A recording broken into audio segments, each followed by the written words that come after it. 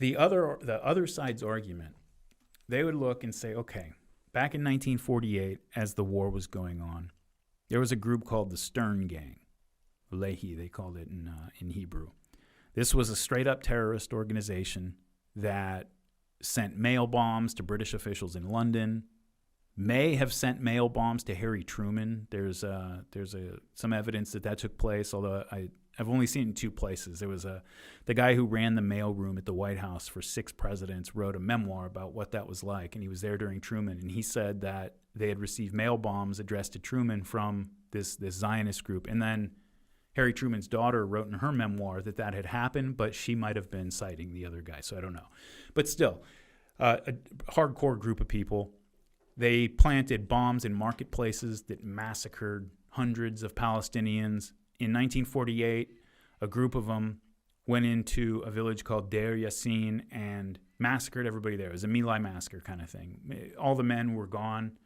All the military-age men were gone because they were involved in the fighting somewhere. And they just came and massacred all the women and children. And this is something that Israeli historians have written about, and it's not really controversial anymore about what happened. It was a My Lai-style massacre that was carried out by this group, the Stern Gang, or Lehi. Well, Lehi is still a recognized medal in the Israeli Defense Forces. So is Irgun, which is another major terrorist organization, Zionist terrorist organization that existed back then. The leader of that group, when the Deir Yassin massacre was carried out in 1948, was Yitzhak Shamir, who was later elected prime minister of Israel. The leader of Irgun, the other terrorist organization that killed huge numbers of civilians, killed a lot of British personnel as well, including carrying out the King David Hotel bombing, which is where the British used as their headquarters. The leader of that group was Menachem Begin. He was later elected Israeli prime minister. You take a guy like Ariel Sharon, who, all hyperbole aside, I mean, Ariel Sharon is like a real deal 20th century war criminal. And there's a lot of Israeli high officials, including military people who were in the government with him, who think that. You go back to like 1981. The Israeli defense minister, Ben-Gal, was being accused by some of his own high officials of in signing off on killings of civilians, and so he got run out of office. And Menachem Begin was prime minister at the time, and he was kind of old and senile. A lot of people say he was kind of like it was a Biden situation where he's just sort of checked out, and that gave the people in his government a lot of room to kind of operate on their own. And so he replaces the defense minister with Ariel Sharon. And right away, Ariel Sharon wanted to go to war with Lebanon. That's what he wanted to happen, because that's where after 1970, that's where most of the Palestinian leadership was. They had been in Jordan, but after Black September in 1970, the Jordanians ran them out. They all went to Lebanon. And so Ariel Sharon wants to go to war with Lebanon.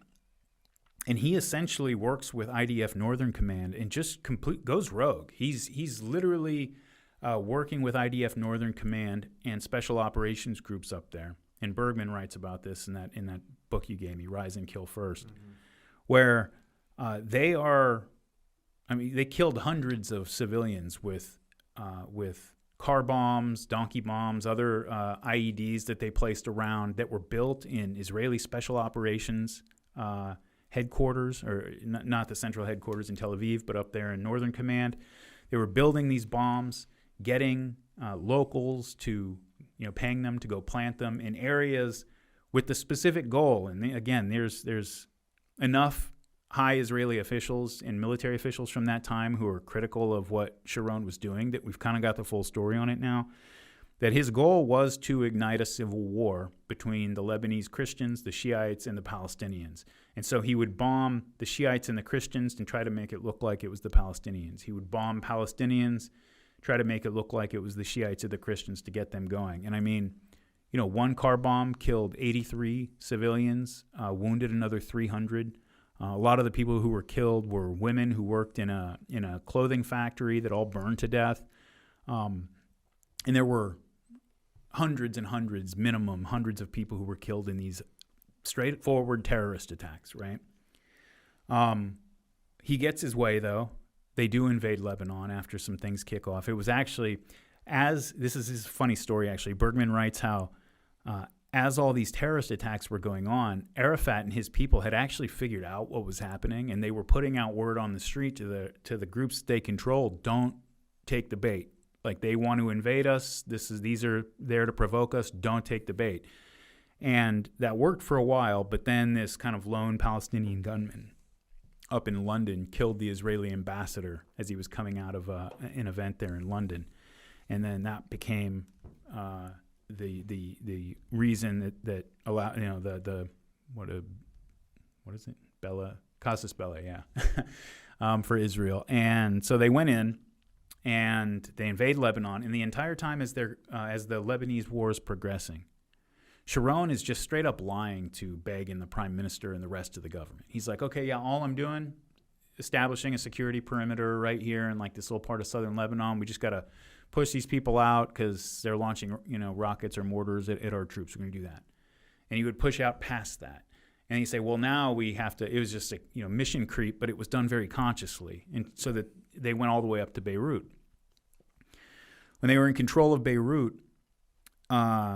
there's the famous massacres that took place at Sabra and Shatila, which are two Palestinian refugee camps where the Israeli Defense Forces were in control of the area, and one of the Christian militias in Lebanon that they were allied to went in there under the watch, and we know now with the knowledge of a lot of the people, they didn't know exactly what was going to happen, but they knew there was going to be a massacre, and they let them go in, and they killed 1,000, maybe 1,500 Palestinian civilians, women and children, massacred them, cut them up, mutilated them. It was a horrible war crime.